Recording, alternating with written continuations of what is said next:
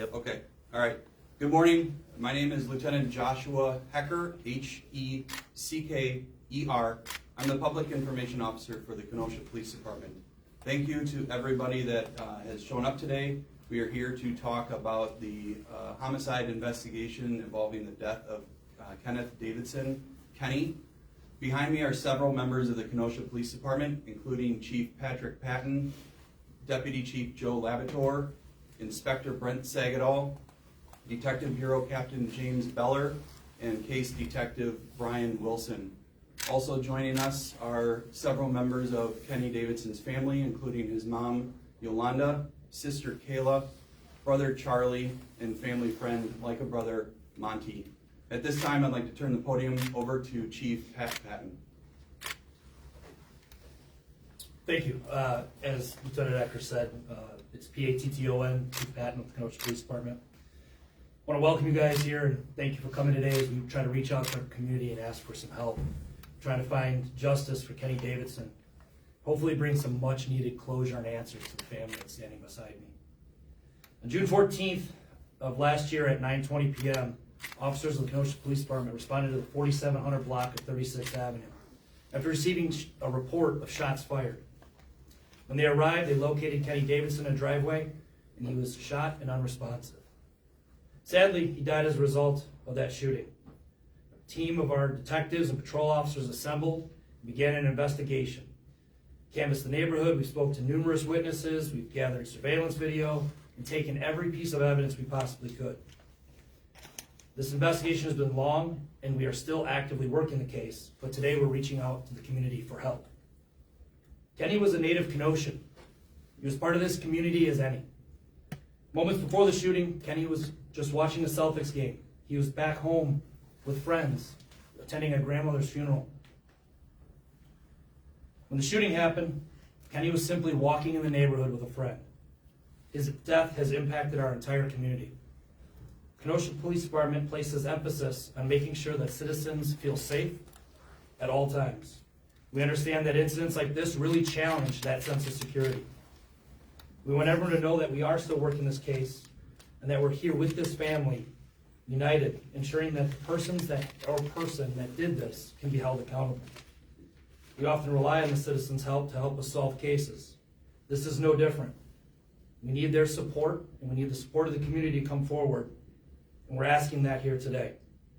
Anyone with information regarding this case can call the Kenosha Police Department at 262-605-5201. I appreciate everyone coming here today. I think Lieutenant Hecker has said it's going to be tough for us to answer a lot of specific questions related to the case because it is still active and ongoing. But I think it's important that you guys give the platform for this family to remind everyone that Kenny was a person, he was a Kenoshan, and he's someone that we are still actively trying to seek justice for. I'm going to invite Kenny's mother up now, Yolanda, and she's going to have some words on a prepared statement. Good morning. My name is Yolanda McKenzie, mother of Kenneth Davidson. It has been almost 8 months since my son Kenny was killed. The Kenosha Police Department is still investigating the death of my son, but we need your help. We are asking if there is anyone out there that knows anything surrounding the death of my son. Maybe you've heard someone talking in passing and didn't realize they were talking about Kenny. We are humbly asking for help in finding a person or persons involved in this tragedy that has affected our family and our day-to-day existence. Kenny was not only my son, he was a brother, grandson, nephew, uncle, father, and friend to many. For the ones that he loved and cared about, he would give you his last. He was a beautiful soul with a laugh and smile that was contagious. He was hardworking and loved to work out.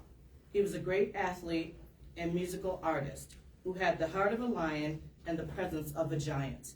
Kenny was charming, funny, driven, relentless, courageous, adventurous, and authentic. Kenny was loved deeply by many, and although he is in our hearts spiritually, he will always and forever be missed, not only physically, but mentally and emotionally. Kenneth Davidson was truly irreplaceable. Thank you. Okay, we will open the floor for questions at this time. Jillian, do you have a question that you'd like to ask? Yes. So a lot of people may be frustrated, including the family, about how investigations go when it's difficult to piece it together with what you could say is maybe few leads. Do you have anything you want the public to know about how that works, or something of that nature, or what you want them to understand about how this investigation is going? Okay. So anytime there's an investigation, we have to go based on evidence, information available to us, rely heavily on our citizens and community to help assist with those investigations, no matter the level. It can be a simple retail theft all the way up to a case like this. Anytime there's an investigation that is of this nature, the Kenosha Police Department has major investigation group teams developed that those team members come in and begin assisting the patrol division with those investigations. So as difficult as they are, we look for every possible lead, every bit of evidence, and every bit of support from the community as we can.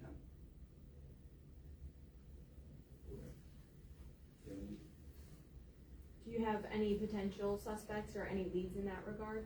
At this time, this is still an ongoing investigation, so we cannot reveal that information. Is there a feeling that this might have been a targeted killing? Again, this is an ongoing investigation. At this moment in time, we do not believe, we believe that this is an isolated incident. Whether or not it's targeted, that would be speculation, and I can't answer that. A lot of times people are afraid to come forward because of repercussions. Is there a way people can anonymously give the Kenosha Police information if they know any details about this homicide? Yes, the telephone number that we have set up, 262-605-5201. People can call into that line and leave a message, and if they do not want to reveal who they are, they're certainly welcome to do that. Thank you. Glenda, do you have any? Yes. Given that it's now going to be maybe nearly 8 months since this happened, for those who are frustrated, why has the investigation just taking so long, just so much time going into this? Each case presents a multitude of different challenges. Recently, we had an investigation that was a homicide a couple days ago in Kenosha that we had that case solved in 4 hours. There's been other cases that are still remain open to this day. It all is dependent on what's available for evidence, who saw it, how it happened, who's involved. So the factors and all the different things that come into play with an investigation as major as this one, time shouldn't be a factor. What we need to remember is that the family standing behind me lost a loved one, and Kenny's not coming back. And we are going to continue to work this case until we can't work it anymore. Anyone else? Okay. At this time, I'm going to conclude this press conference. Again, thank you everyone who came out today. Thank you for helping this family get their message out. I will remind everybody that if you have information related to this investigation that can help us, please contact the Kenosha Police Department at 262-605-5201. Thank you.